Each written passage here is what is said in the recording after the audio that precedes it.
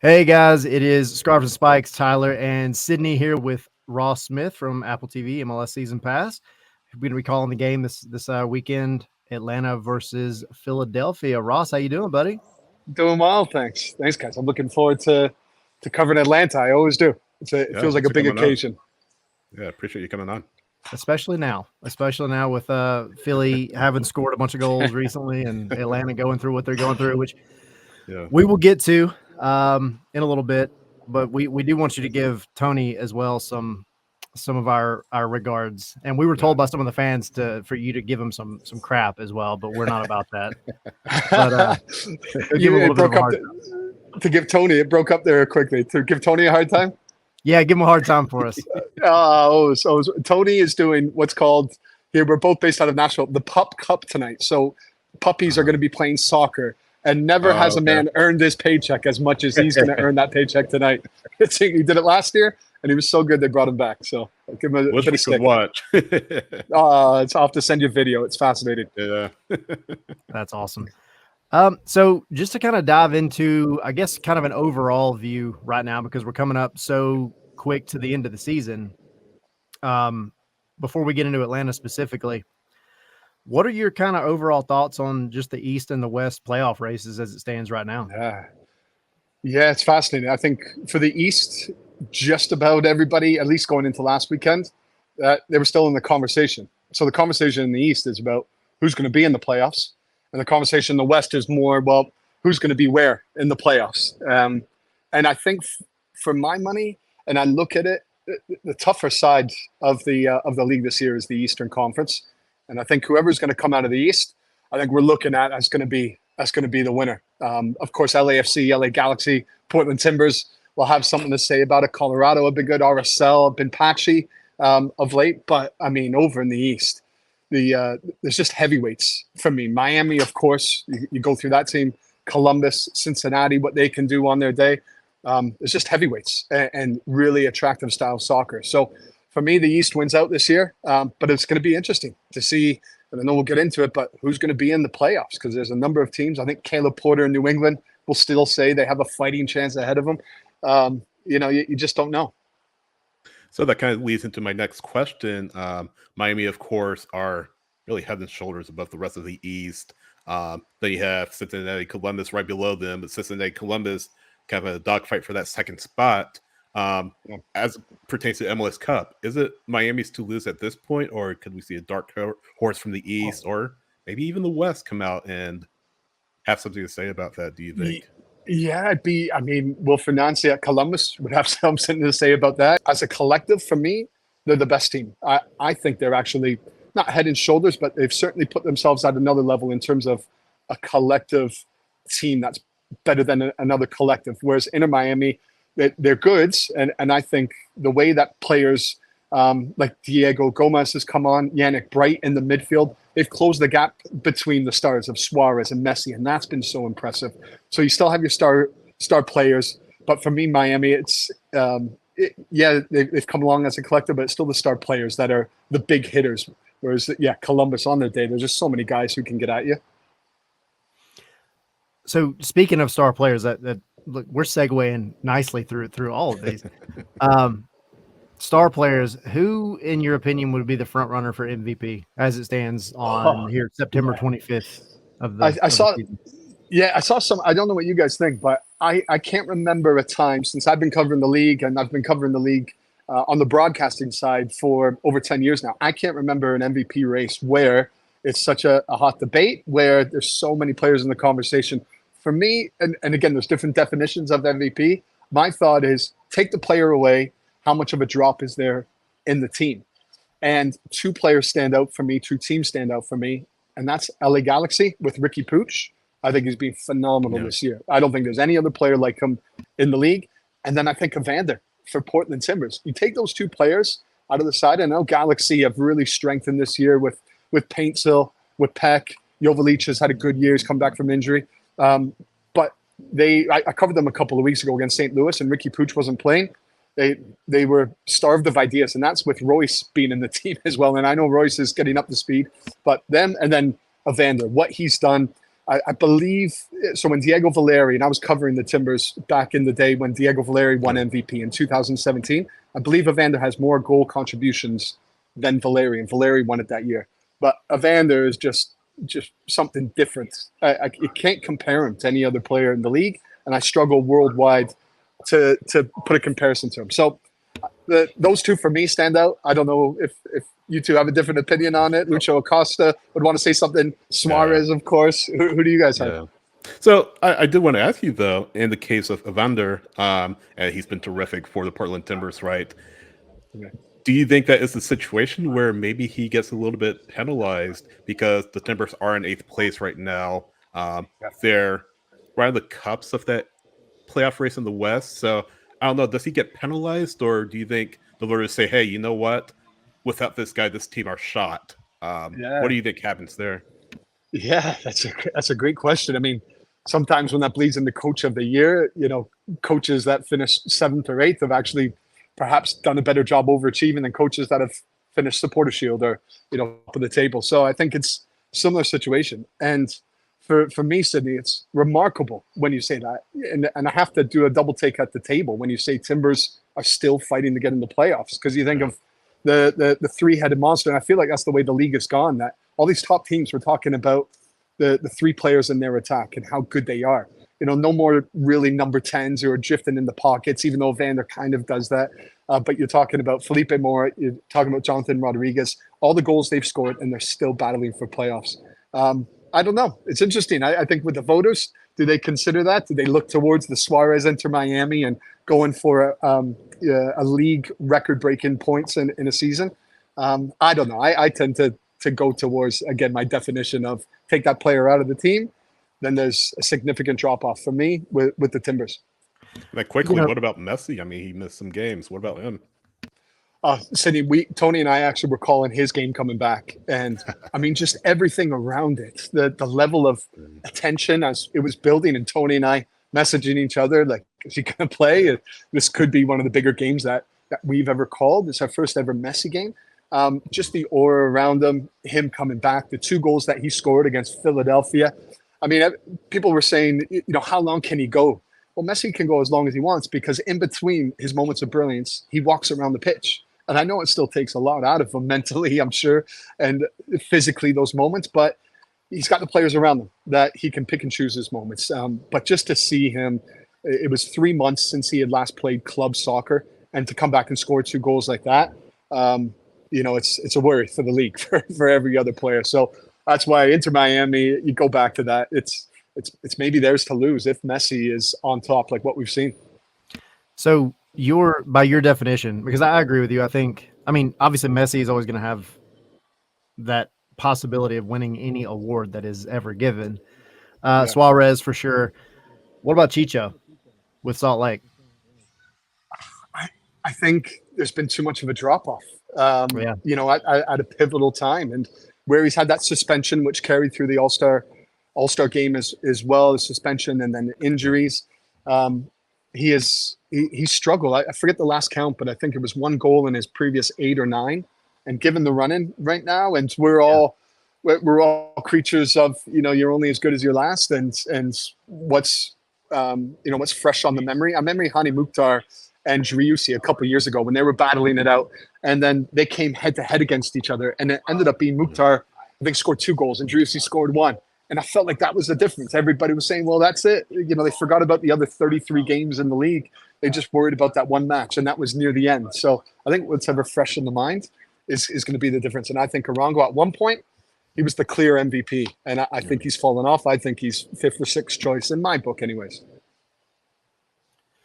So pivoting over to, I guess, the main reason you're here, Atlanta United, you guys got on the call for the game this weekend playing Philly. Philly is on a heater, 9 goals in 2 games. Perfect timing for us. But I guess, what are your kind of initial impressions coming into this match just from both sides? I think Philly have that right now. You look at the teams fighting for the playoff spaces. They're the best team fighting for that playoff spot right now. What Jim Curtin has done, and it started 2 games before Leagues Cup, where They got Andre Blake back, and I've never heard before how much, when you talk about MVPs, Andre Blake's the MVP of Philadelphia Union, how much a goalkeeper can mean to a team's success. And this is the intangibles. This is what the guy brings in the locker room, his leadership, on top of what a great goalkeeper is. But since he's come back, his record, I don't have it right in front of me, has been outstanding. But that is just then, it's bled through the rest of the team with the confidence and the goals that they're scoring now. So they've been on a good run. They look like Philadelphia of old that we've always kind of known on the Jim Curtin and punching above their weight. And then the three-headed monster, when I go back to it, they've got Daniel Gazdag, who's competing for the Golden Boots. I think he's on 17 now. You've got Ty Baribo, who is the most informed striker in the league since the summertime, since Julian Carranza. When they transferred him, they sold him, they wondered what they're going to do. And Baribo's come in, and his goal-scoring tally, I think I'm going to be slightly off here, but it's almost 15 goals in 16 games in all competitions, or 16 goals in 17. Yeah. It's incredible. And then you have Uwa up front, who can run in behind. He's on form as well. So you have all of that. They've got strength in the midfield. They've replaced Jose Martinez. And right now it seems to be a player, Flock, who's been holding it down in the center of the park, but they've brought in another holding midfielder, Danley, who will be that replacement of Martinez. Anyways, what I'm getting at is with players moving on in transfer window, they've had somebody step in and fill that role, and everybody's catching form at the exact same time. That's what Atlanta United, unfortunately, they're up against a team who's desperate like they are, but they're a team who's going in with the most confidence right now, fighting for those playoff spots. Yeah, it's almost as if they've just remembered again how to play football, because, I mean, maybe 1 or 2 months ago, we were like, will this team make the playoffs? You know, Jim Curtin, Jay Sugarman, the ownership, were feeling the heat, but Bearbills come in. He's just been completely informed, like you've mentioned. Gazdag, like you said, Golden Boot, Ua, of course, Blake, of course, and Curtin, who, of course, has that experience, has led him to the cusp, hasn't quite got him over the hump, but he's led him to the cusp. And so many years since he's taken the job there, and it's just like a switch has been flipped on. So, like you've said, Atlanta have run into them at the wrong time. Yeah, and we had them a couple of weeks ago, and Jim said there's something very powerful about a team who has gone through this rough times but stayed together. And he said not once did anybody point a finger.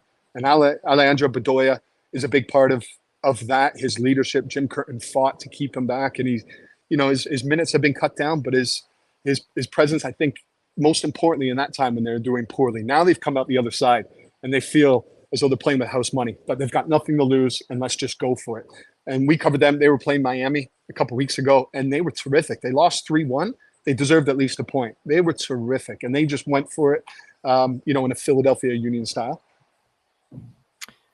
Are there any particular, kind of in that same cusp, are there any particular matchups between, positions that you're looking at specifically? Yeah, I look like Brooks Lennon. Last game, I know he was quiet, getting down, and I think is he second in the league for crosses in the box? Well, last I checked, it was second. Yeah, that was like second a few days ago. Yeah, and so he's coming up against a player for Philadelphia Union, left back, who's third in the league in terms of crosses. So who wins out? Is Brooks Lennon going to be able to get further down the pitch? I thought he struggled in the last match of being able to get into that final third, whereas Wagner, he's clever. He picks and chooses his times to get forward, and obviously has had success this year down that channel. I think that's one. I think you go into the other side. So I've already mentioned the three up front, but Quinn Sullivan. Everybody wants to talk about Kevin Sullivan, the 14, now 15-year-old youngster. Yeah. Well, his older brother and still young, 20 years old, Quinn Sullivan has been tremendous, and I think he is the X factor.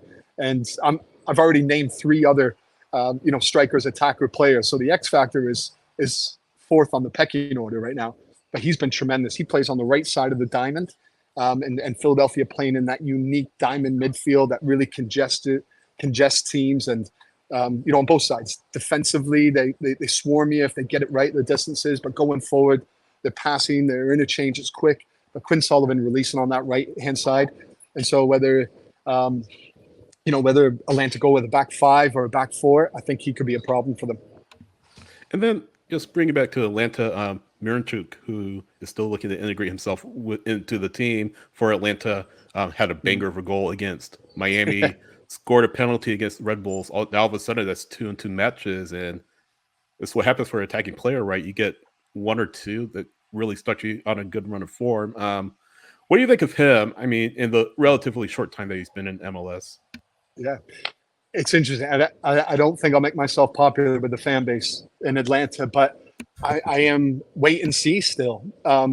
Miranchuk, his goal against Inter Miami was spectacular. I mean, how many players in this league can hit a ball like that? So take nothing away from it. But his overall influence, I think when I look at the last game, the Red Bulls, and I'm used to seeing Atlanta United run and gun, whereas Miranchuk coming in now, I feel it's a bit more thoughtful progression up the pitch. And I went back over the game yesterday, and I counted, I think, 7 times when the ball went into him. And in the past, you have Almada or you have Almiron who would release and get yourself up the pitch, and then you play from there. But it was about 7 times where Miranchuk, he turned back because he didn't have that pace to get away and to get up the pitch. And now Atlanta United are having to build through the Red Bulls through their press. There was one time when Fortune, when he released beside him and he passed it on to him, and Fortune was up the pitch. And I just felt that's what is needed. He needs somebody with that extra burst, those legs beside him. You know, it's like the beautiful toy that you get where the batteries aren't included. And I feel like he needs one other player beside him to really see the value in what he brings. And right now, there's not a player that I see, maybe Fortune, but I haven't seen enough out of him that could really complement him to show his unique skill set. You know, I think fans first, I don't think that's going to upset anybody because I think fans see the same thing. Admittedly, like right now, this team is a team in transition. You have potentially 9 players at the end of the season that could be gone, just whether it's declined options or just the end of the contract. And then, you know, we have the DP spots, the technical director. There's all kinds of things that are up in the air. But you talk about Miranchuk, we're in the locker room after the most recent home match. And one of the questions that was asked to him was, do you prefer to kind of play transition football or do you prefer to kind of play, you know, that kind of thoughtful, tactical, progressive out of the back football? And he was very slow to answer. And he said he prefers the kind of tactical approach, but it right now it's just not, that's not how the team is being pragmatic in the way that they play. So I think, you know, that's a kind of a roundabout way for him of saying like he needs some other pieces that are going to fit into the style that is going to ultimately benefit the team when he's playing well. Because if you're number 10, if you're going to use a number 10, if he's playing well, then usually the rest of the team is playing well. Yeah, that's interesting. I hadn't heard that question, and that would be, you know, the glaring one that, you know, whoever asked that, good on them. You know, the one thing I fall back on is Garth Lagerwey. When you look at what he's done prior, he's got it right. You know, Seattle, he brought in Nico Lodero, he brought in Raul Ruidiaz, and Nico Lodero came halfway through what was a terrible season for Seattle. And for me, he should have been MVP of the league that year, but he'd only played 4 months or so. He turned their season completely around. You know, so I see Miranchuk, you know, similarities, but Nico Lodero had an eye for a special pass. And I don't know if Miranchuk has that. You see him trying to split lines and it hasn't come off, but then he goes and scores that bang and you're like, that is something different. So will it just take time? But Nico Lodero, I give that comparison, but he could do both. You know, he could get on the ball and go in transition, or he could sit on the ball and play the possession style. So that's a really interesting question, and be interesting to see what Garth Lagerwey does to put players around them to fit. You know, I always feel like, you know, a team that is doing well plays to the strength of their DPs, and they got their DPs right. Well, if that's the style he wants to play, you know, you kind of have to play towards his strength. Yeah, no, that's a good insight, and I think all of Atlanta United fans are looking to see what Garth Lagerwey does next, especially with such a critical winter window coming up. So as we kind of wrap up here, I know you and Tony have called a number of matches this season. What's your favorite that you've called thus far, 2024? Oh, wow. That's a great question. You know, I mean, I have to go. I already mentioned with Messi, Miami, into Miami, the buzz around that. That is one of them. But I would say in terms of a tactical battle, and they've dipped since. But the Red Bulls at Columbus at the start of the year, I likened it to Man City versus Liverpool, Klopp versus Pep Guardiola. You know, those contrasting styles. And at the time, the Red Bulls were fascinating. Sandro Schwartz, the manager who's come across, and he still implements the pressing, but he wants to play out as well. Anyways, tactically, I thought it was brilliant. And I've watched a lot of Columbus this year. I think it's one of their best games that they played. They actually they passed the legs off of the Red Bulls. It was so impressive. They just turned it up another gear. So that would have to be one in terms of tactical battle. But in terms of the glamour, the glitz, I mean, Inter Miami, watching Messi score a goal, was something else.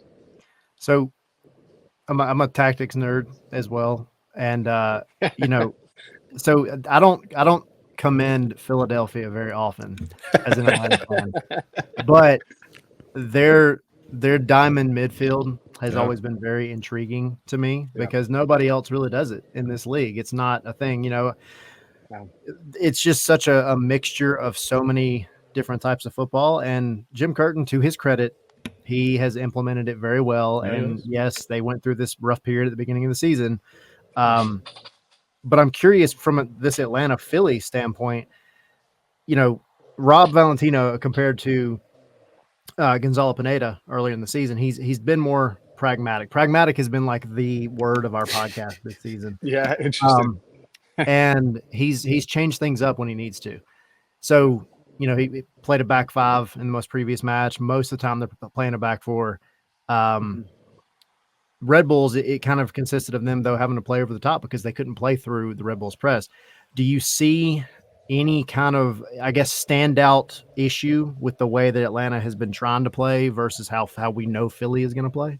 Yeah, it's interesting because, that back five against the Red Bulls, it didn't work. You changed it. You had to get players further up the pitch.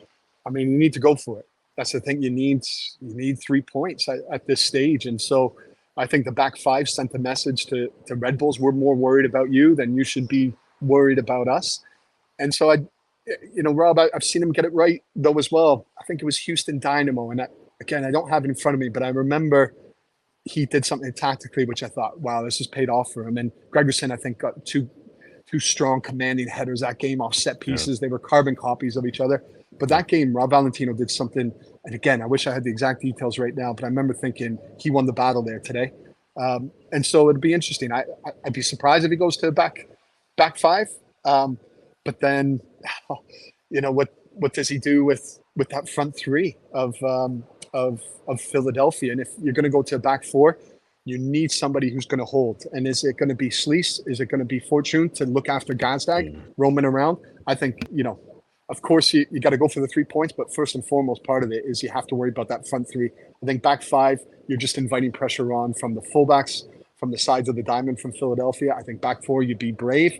And your guys at the back, your center backs, whoever's in the team, they're going to have to be brave and be willing to deal with 1v1 moments. So, what are your thoughts? What do you think? You think he tweaks things quite a bit?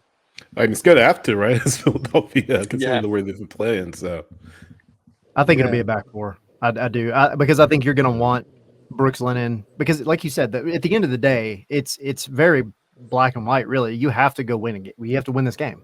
You have to win some games. Like Nashville, you just didn't play a good game. Miami, you had a good final 15, 20 minutes. You kept it a draw. Red Bulls, you gave up the late goal. You should have won that game. You're running out of time to get 3 points. And so you've got to get Brooks Lennon up there. He's got to put in some good crosses. Pedro Amador has been great with his left foot. He needs to be able to get ahead a little bit.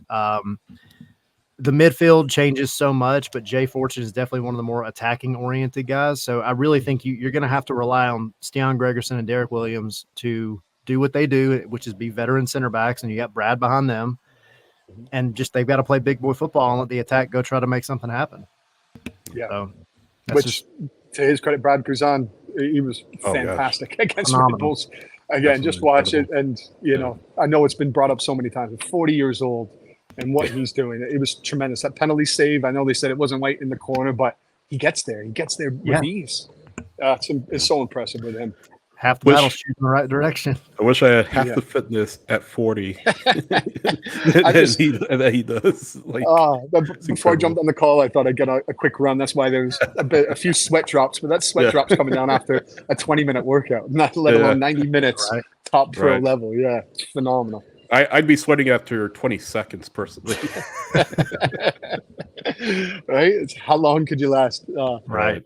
I don't know when they need to tie this back up, but yeah, you guys are it's terrific, man. The questions and everything. We get to do a lot of these, which we're very fortunate to do, but this is, I'm really enjoying it. It's awesome. We do appreciate it very much. Obviously, best of luck on the call, and you're welcome back anytime, buddy. Thanks, Ross. Yeah, thank you. Thank you very much. Hope to see you soon, guys.